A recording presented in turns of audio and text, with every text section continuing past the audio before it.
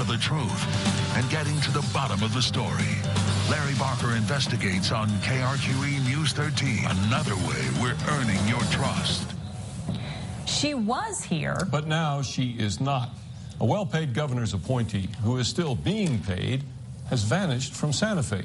Ask her co-workers where she is, and you get a classic runaround. Ask her boss, well, then the story gets really interesting. And News 13 investigative reporter Larry Barker has it.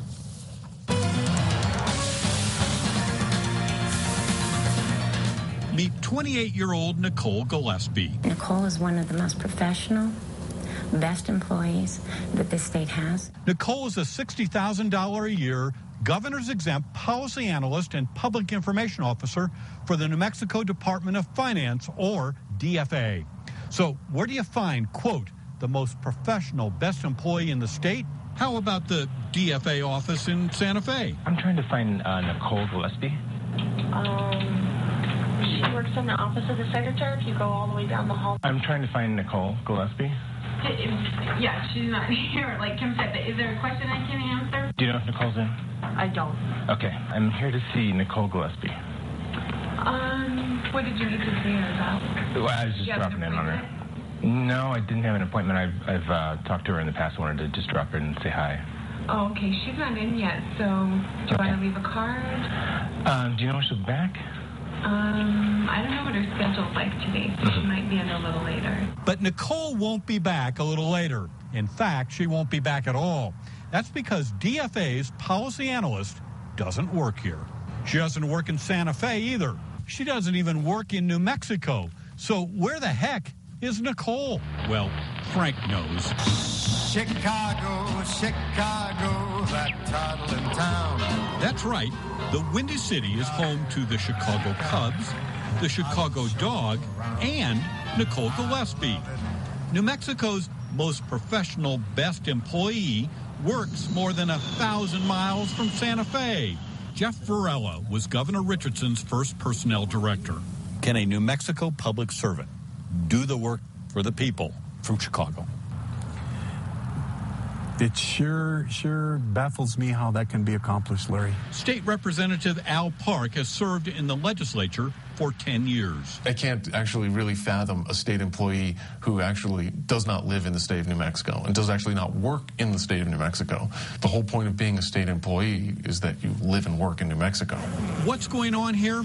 Well, back in April, Nicole Gillespie packed her bags, cleared out her Santa Fe office, and moved to Chicago to deal with family issues. Rather than drop Nicole from the state payroll, DFA Secretary Catherine Miller arranged for her to phone it in.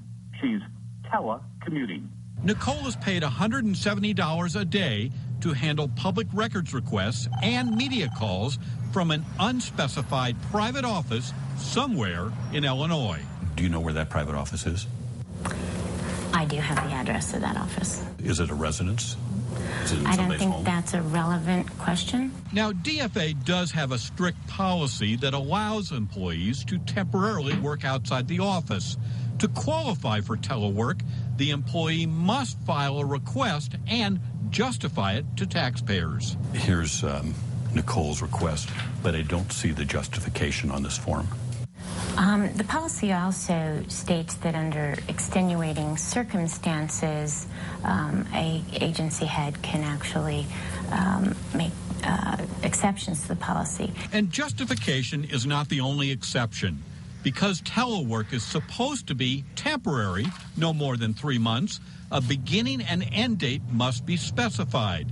In Nicole's case, there is no end date. There's no specified end date. The maximum time that she would be under this arrangement would be 8 months. Which is the end of Governor Richardson's term of this administration, yes. Has she indicated that she's going to be coming back?